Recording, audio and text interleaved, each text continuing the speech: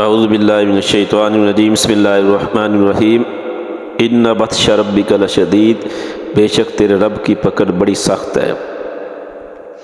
فلسطین میں نسل کشی کی حمایت کرنے والے کے ساتھ یہ کیا ہوا؟ ٹی وی پر رو پڑا۔ امریکی ریاست کیلیفورنیا کے شہر لاس اینجلس کے جنگلات میں لگی آگ سے معروف امریکی انتہا پسند اداکار جیمز ون کا گھر بھی جل کر خاکستر ہو گیا۔ لاس اینجلس کے جنگلات میں لگنے والی اس آگ سے معروف شہرت شخصیات کے گھر جلے۔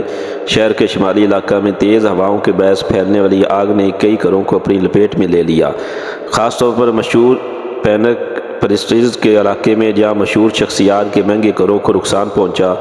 غیر ملکی خبر ایجنسی کے مطابق جلنے والے گھروں میں 2 مرتبہ آسکر کے لیے نامزد ہونے والے اور 3 مرتبہ ایسے ایوارڈ جیتنے والے انتہا پسند اداکار جیمز ون کا گھر بھی شامل تھا، جو CNN کو انٹرویو دیتے ہوئے رو پڑے۔ جیمز ون نے انٹرویو میں کہا کہ ایک دن آپ سوئمنگ پول میں نہا رہے ہوتے ہیں اور اگلے ہی دن سب ختم ہو جاتا ہے۔ اداکاری کی باتوں پر اینکر افسردہ ہو گئی۔ البتہ سوشل میڈیا پر جیمز ون کو صارفین کی جانب سے کوئی ہمدردی نہ ملی۔ متعدد صارفین نے جیمز کو وہ وقت یاد دلایا جب وہ اسرائیل کی غزہ میں کی جانے والی نسل کشی کی حمایت کر رہے تھے۔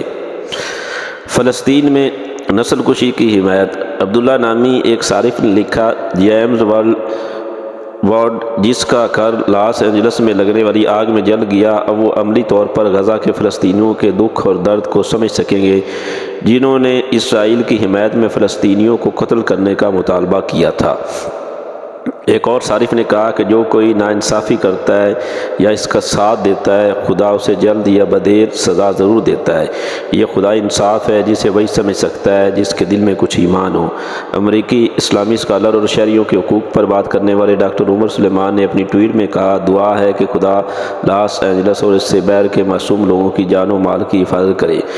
انہوں نے لکھا کہ ہم مدد نہیں کر سکتے، لیکن اس بات کو نظر انداز نہیں کیا جا سکتا کہ غزہ کے لوگ اقتدار کے ایوانوں میں ظالموں کے ہاتھوں تباہ ہوتے رہے، ان ظالموں کی حمایت سے جو اپنی حویلیوں میں خود کو ناقابل تسخیر محسوس کرتے ہیں۔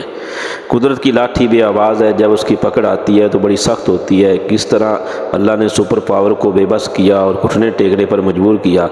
امریکہ کی تاریخ میں سب سے بڑا نقصان امریکہ کو اب تک $150 ارب کا نقصان ہوا ہے۔